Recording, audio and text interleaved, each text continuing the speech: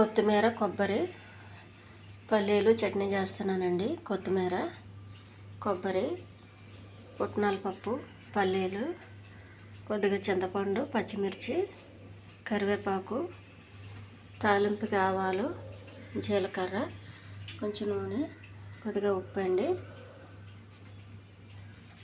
ముందుగా కొత్తిమీర అంతా చిన్నగా కట్ చేసుకోవాలి. ఈ పల్లీలు వేగించాలి, ఒక సిమ్లో పెట్టి. ఇవన్నీ వేగినాయండి, ఒక ప్లేట్లో తీసి పెట్టుకోవాలి. పుట్నాల పప్పు ఒక సెగపైన వేగించాలి, ఎక్కువ కాదు, చాలండి. ఇవి కూడా ప్లేట్లో పెట్టాలి. తాలింపుకి కొద్దిగా నూనె అండి, కొంచెం కరివేపాకు, కొద్దిగా శనగపప్పు, కొంచెం జీలకర్ర, కొన్ని ఆవాలు. ఈ తాలింపు ప్లేట్లో పెట్టుకోవాలండి. తీసి కోసి పెట్టుకున్న కొత్తిమీర అండి. నూనె వేయద్దు, పెనంలో వేగించాలి.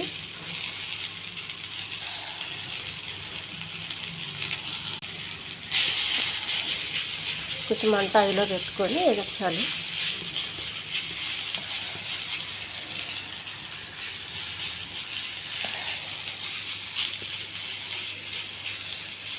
అసలు నూనె వేయద్దండి.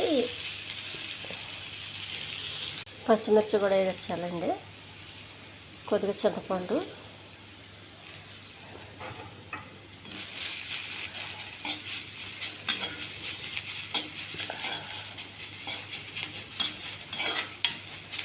ఈ కాడలన్నీ కొద్దిగా వేగించాలి బాగా, పసరు వాసన పోయేంత వరకు. ఇవి కూడా ప్లేట్లో పెట్టుకోవాలండి చల్లారి వరకు.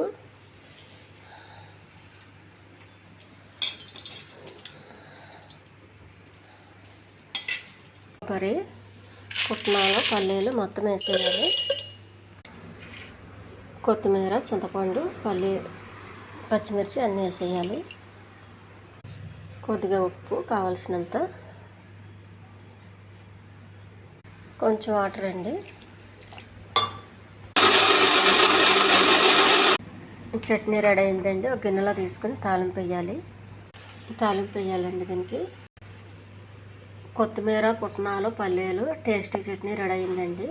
ఈ చట్నీ ఇడ్లీలోకి చాలా బాగుంటుందండి, పెసరట్టుకు బాగుంటుంది, దోశకు బాగుంటుంది. గట్టి చట్నీ, టేస్టీ చట్నీ అండి, చాలా హెల్దీ. నేను ఎక్కువ నూనె పోయలేదు. తాలింపుకి కొంచెం ఒక డ్రాప్ వేసాను అంతే. తాలింపు వేయాలి కాబట్టి